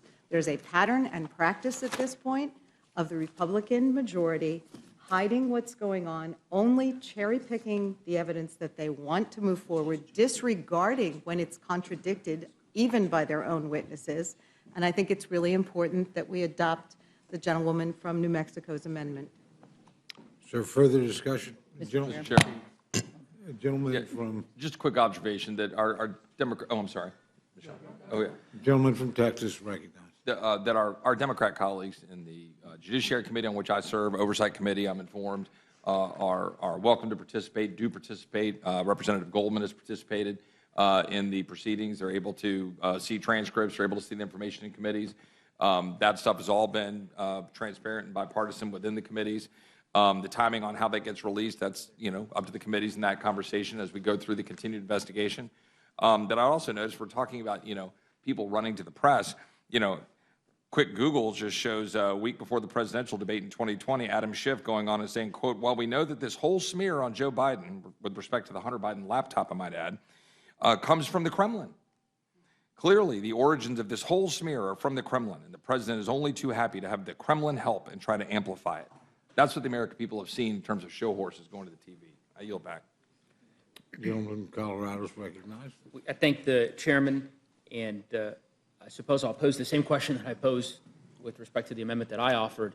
I support Ms. Ledger-Fernandez's amendment, and so, for Mr. Roy or for Mr. Massey or any of my friends on the other side of the aisle who care to opine on this, all this amendment does is simply say that the committees, the 3 committees of jurisdiction that you all have decided are the committees of jurisdiction for purposes of this impeachment inquiry, Ways and Means, Oversight, and Judiciary, that they shall hold public hearings. In prior impeachment inquiry resolutions that have been approved by this Congress on a bipartisan basis, the language has always been shall. The Congress has always decided that when you conduct an impeachment inquiry, that the committees be compelled to hold public hearings, that it's not permissive. Republicans, for some reason, decided to delete that language. The shall language has been deleted from this resolution and instead has been replaced with may, giving your chairman of those 3 committees the discretion to decide whether or not to hold a public hearing. And so I just don't, and Mr. Norman, if you care to, many of you have spoken in the past about transparency and the need for public disclosure in hearings. And I'm trying to understand why this amendment is objectionable to my colleagues on their side of the aisle. And I've yet to hear a cogent answer as to why that is. And I'm not asking, and Mr. Reschenthaler, if you care to, we can go back in time and you can, go give the litany of examples from 2019. It's a simple question. The 2019 impeachment resolution compelled the committees of jurisdiction to hold public hearings.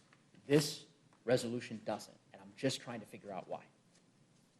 And anybody, Well, I think one thing when you look at the shall and the may language, you got to remember that we're not dictating what the committees are going to do. We're giving them the option to follow the evidence, have the investigation, and then determine whether or not they're going to publish a report at all. We don't think that we should micromanage these committees. As far as the openness and transparency, again, everything has been out in the open and transparent. Going back to the 116th, we have to remember that even after the inquiry vote happened, the Democrats in the committees were still holding hearings in skiffs where you couldn't go out of the room and talk about what was happening, let alone the American people being able to watch. We've been very transparent now in the open. And lastly, if you want to talk about the 116 and go back in time, you got to remember that this committee was given less than 24 hours notice in the 116th of moving forward on the inquiry vote. We've been telegraphing this well in advance. We've been open and transparent, not only with the information, but also with the timing, and I yield back. And so I would just say to the gentleman, again, this is fairly straightforward and pretty simple, okay? The prior resolution, use the 2019 impeachment as an example. The language is this: the chair of the Permanent Select Committee on Intelligence shall designate an open hearing or hearings pursuant to this section, okay? House Republicans replaced the Intel Committee with oversight, understanding that your investigation is being conducted primarily through the Oversight Committee. And you deleted the phrase shall, and instead you put the phrase may. And my point, I don't think it's very complicated. I think most Americans who are watching, by the way, Americans who may agree with you, I think they're a very, very small minority. I think most folks understand that this is a political stunt. But even insofar as, Mr. Norman, you making the case that you believe that there needs to be an investigation, that there need to be public hearings, why delete the language that requires a public hearing? Wouldn't you want a public hearing? I don't understand why you deleted it. I'm going to go to Mr. Norman, because Mr. Reschenthaler, I've given you a couple opportunities. I always enjoy our colloquies, but I'm not getting much of an answer on this one, so maybe Mr. Norman might give me a, Well, you know, as far as the wordsmithing of it, may or shall, or, here's it's a what's big gonna- difference. I get that. Here's what's going to happen. The results that's coming out of these committees, I don't dictate when the committees go in and what they do. You do, through Just the like resolution. Donald Trump doesn't dictate what happens. All I know is the results will be transparent, and Ms. Gallen, I agree with you. Let's let the American people judge. And Ms. Ledger Fernandez, you bring up Hunter's drug issues. Yes, everybody has problems, or a lot of people have gone through the same things. But everybody in America has to pay tax. Everybody has to account for money that they make. Everybody should not get the deal that Hunter Biden was trying to get. And I'll comment, you mentioned that his business associate said that probably the President Biden was talking about the wind and the weather. Here's the testimony from Devin Archer in one of the hearings testified that people would be intimidated to mess with Burisma legally because of the Biden brand. During the transcribed interview with Devin Archer, he described the Biden brand as a value to a company such as Burisma. Question, you keep saying brand, but by brand you mean the Biden family, correct? Archer, correct. Question, and that brand is what, in your opinion, was a majority of what the value that was delivered from Hunter Biden to Burisma? Answer, I didn't say majority, but I wouldn't speculate on percentages. But I do think that was an element of it. Mr. Biggs, when you say Biden family, sorry to cut you in here, I just wanted to get a clarification. You aren't talking about Dr. Jill or anybody else. You're talking about Joe Biden. Is that fair to say? Yes, that's fair to say. And That was the answer. I don't know any other clear way to show and to be transparent. This is testimony. And if you go back, Mr. Goose, I mean, all the things that have been found and will, from what I understand, will be found, you can't erase LLCs. You can't erase the pseudonyms that Congressman Roy talked about in the text and emails. You can't erase that. You can't erase the checks. He's got bank statements don't just drop out of the air and you can dispute it. So the transparency, I agree with. The fact of how it's being conducted and what will come out of it, I think the American people will judge. And the Biden family has gotten by long enough on this. Mr. Norman, I would say, I yield to you. and I would say, well, I'll It's take back actually my the gentleman from Colorado's time. I'm sorry. But no, that's all right. Look, and I'm going to give my colleague, Ms. Ledger Fernandez, an opportunity to respond more substantively to some of your comments. But I would just simply say this. You keep on saying the American people have an opportunity to decide. They clearly will not under the process that you've designed. Just so we're clear, absolutely clear. Any Republican that votes for this resolution is voting for a process that would allow the Oversight Committee, the Judiciary Committee, and the Ways and Means Committee to conduct an impeachment inquiry entirely in secret. Entirely in secret. This resolution gives the chairs of those three committees the power to conduct every hearing in private. Every hearing. That's never been done before. The impeachment inquiry resolutions that we've approved, Republicans, have, obviously the vast majority of Republicans opposed them, but nonetheless, the impeachment inquiries that have been adopted have said that those committees shall conduct an open hearing. Doesn't mean every hearing that they conduct has to be in public. That's not what that language requires. It simply requires that they at least conduct a public hearing. And I've yet to hear a cogent answer as to why Republicans want to give that power to their three chairmen to basically say, listen, you know what, conduct this witch hunt behind closed doors, do whatever you need to do. You don't need to conduct a single hearing in public for the American people to make up their own judgments. I think that's dangerous, and I don't really understand why. If you disagree with that, you could support this amendment that Ms. Ledger Fernandez that is offered that literally is 3 words that just strikes the word may and puts shall in place of it, the same way that this has been done since time immemorial on impeachment inquiries. Will you yield for a that's all I'd question? say. I'll yield for a question. As one of my colleagues mentioned, I was at the SCIF one time when Adam Schiff was conducting it. We had to basically break in. He had the doors shut. Was that open process in the SCIF? Yeah. And with Adam Schiff making all these accusations? Couple things. Unfounded? Couple things I would say. So again, if you're using, let's say, the 2019 impeachment as a template or as a corollary, right? There were interviews that were conducted in classified settings and closed door. There were hearings that were conducted in public, right?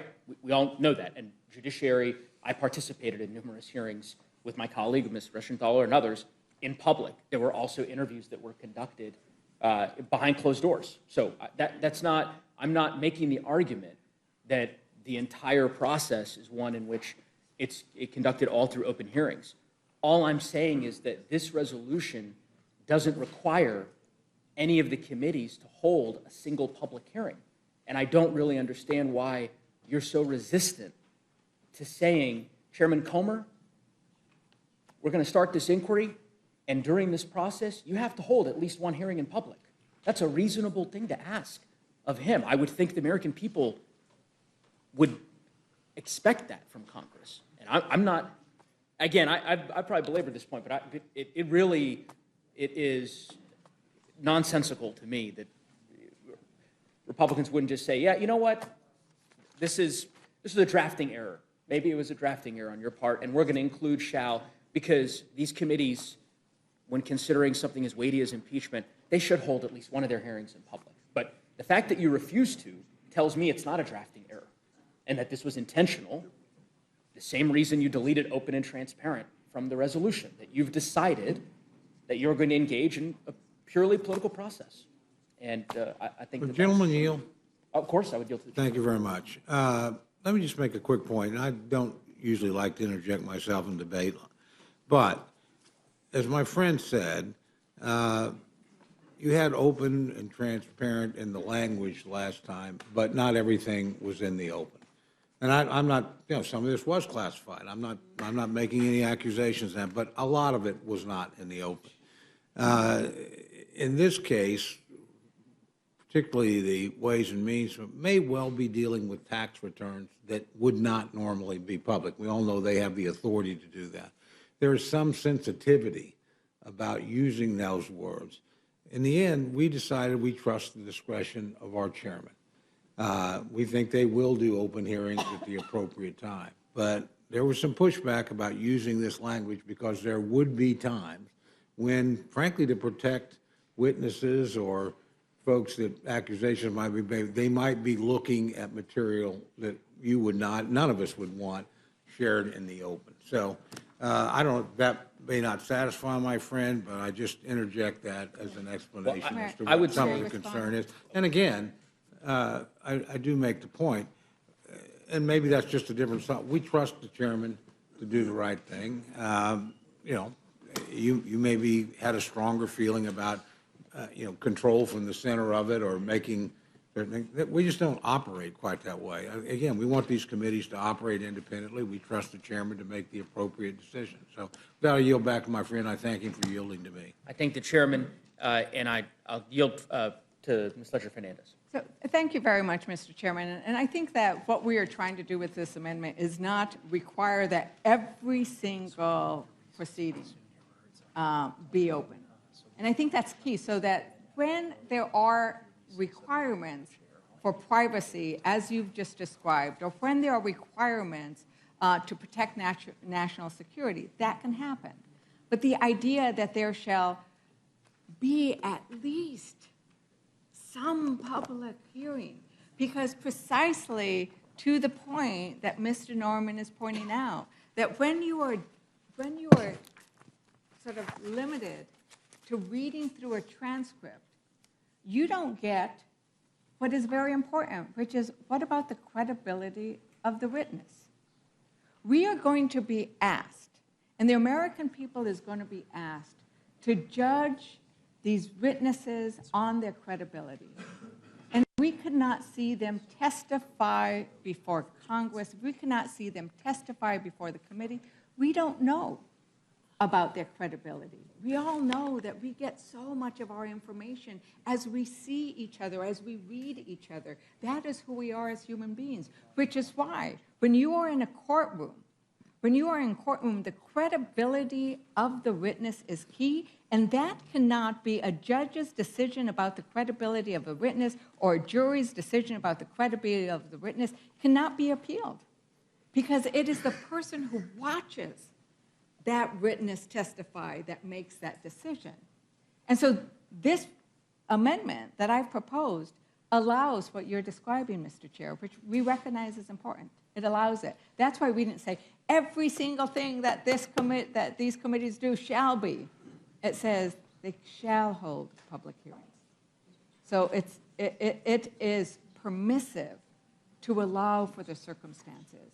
And because we think it is so important, we do think it is not something that you leave to the discretion of the chairman, that we say as the Rules Committee, as the United States House of Representatives undergoing this most solemn, as you described at the beginning, this most solemn of obligation, that we uphold our commitment to the American public, that there shall be public hearings. And that was the intent of the resolution as it was written, precisely to accommodate your concerns. I yield back to my... Sir, further discussion or debate on the amendment? Gentleman from Colorado is recognized. I think the chairman, I would just and I would echo the comments made by Ms. Ledger-Fernandez. I also want to say thank you to the chairman for providing clarity, at least for me, in terms of some of the rationale behind the selection of the language, because that's really what I was trying to get at and was unable to discern why that decision was made.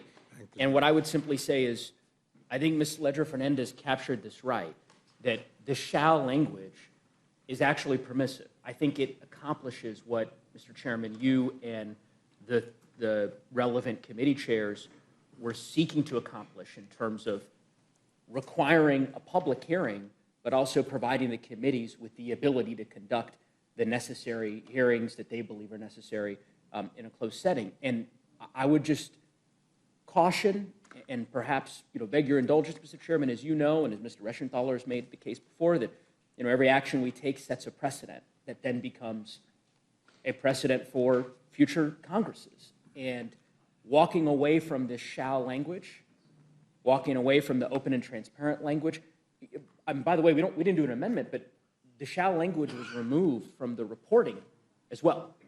So, I mean, that's an important point for Mr. Norman, Mr. Roy, others, for you all to, I'm sure you gleaned this from your review of the resolution, but it's the resolution that, the last impeachment inquiry resolution that was adopted by the Congress had language that requires each of these committees, after they conduct a public hearing, which is required under the prior resolutions, to issue a report, that they shall issue a report. Not the case in your resolution. It's may issue a report. So there's no requirement that any of these committees, after they conduct this impeachment inquiry that you all are very fixated on pursuing, that they issue any report. Not a requirement under the Republican resolution. I'm not sure why. I don't know if that's because you believe if the committees don't find impeachable conduct that you don't want the committees to issue a report that the American people can review for themselves and decide. I can tell you that in prior impeachments, that's been a requirement, so that at the end of the day, the committees can follow the facts, and whether they conclude that there is in fact an impeachable offense or they conclude that there's not, they're required to issue a report by the Congress that they share with the American people. You all have chosen to make that permissive. Excuse me, not permissive. You've chosen to essentially make it an optional for the committees, just like public hearings are now optional for the committees, just like in an open and transparent process is optional for the committees. And so I would simply ask you to reconsider and perhaps give some pause to that. This language here is not, it is not a gotcha. It's just using standard language that's been used time and time before. And with that, I yield back, Mr. Chairman. Is there any additional discussion or debate on the amendment? Mr. Chair. Gentlelady from Minnesota is Mr. recognized. Chair, I yield my time to my colleague from Pennsylvania. Thanks for yielding me the time. I appreciate it. So to answer my friend from Colorado, look, the reason we have shall instead of may, we got to remember why there was shall language in the 116th. That's because Chairman Schiff wanted to do everything behind closed doors in the SCIF. So Speaker Pelosi had to change the language from may to shall to compel him to have this out in the open. We don't, that's the historical reason why the language was shall instead of may, if you go back to the 116th. We don't have that problem here because we've done everything out in the open. I just read a stat of how many hearings have been public, how many transcripts have been released, et cetera. And then as far as the shall language on issuing a report, we do not dictate a result to the committees that are investigating this. If there's nothing to report, then there's nothing to report. Frankly, you can make an argument that, unlike the Mueller investigation, the airing of dirty laundry shouldn't have happened because there was a decision not to proceed. Now, I think the Democrats have changed the standard, so I like the idea that we do an inquiry and we release everything, whether or not there's a decision to actually impeach or not. Just again, I don't like that standard, but that's a standard that was set by Mueller, and it goes in the face of prosecutorial ethics and ways of conduct. But again, you change the standard, so we should be able to air the dirty laundry. But that's up to the committee chairs. We're not going to dictate to our committee chairs and predetermine an outcome. So that is why there's the difference here, and we're saying may instead of shall. With that, I yield back to the gentlewoman from Minnesota. Gentlelady yields back for any further discussion or debate on the amendment. Hearing none, the questions on the amendment, all those in favor signify by saying aye. Aye. Those opposed say no. No. The opinion of the chair, the noes have it. You could have voted, Mr. Chair. Voted, a roll call has been requested. The clerk will call the roll. Mr. Burgess. Mr. Burgess, no. Mr. Reschenthaler. Mr. Reschenthaler, no. Mrs. Fishbach. Mrs. Fishbach, no. Mr. Massey. Mr. Massey, no. Mr. Norman. Mr. Norman, no. Mr. Roy. Mr. Roy, no. Mrs. Houchin. Mrs. Houchin, no. Mr. Langworthy. Mr. Langworthy, no. Mr. McGovern. Mr. McGovern, aye. Ms. Scanlon. Ms. Scanlon, aye. Mr. Neguse. Mr. Neguse, aye. Ms. Leisure-Fernandez. Aye. Ms. Leisure-Fernandez, aye. Mr. Chairman. No. Mr. Chairman, no. Clerk will report the total. 4 yeas, 9 nays. And the noes have it. I need to interrupt at this point to advise the committee that the Rules Committee has business on the floor. So we will be recessing and we'll return at the beginning of the last vote series, after the last vote is cast on the floor, and resume the hearing at that point. So with that, the committee stands in recess.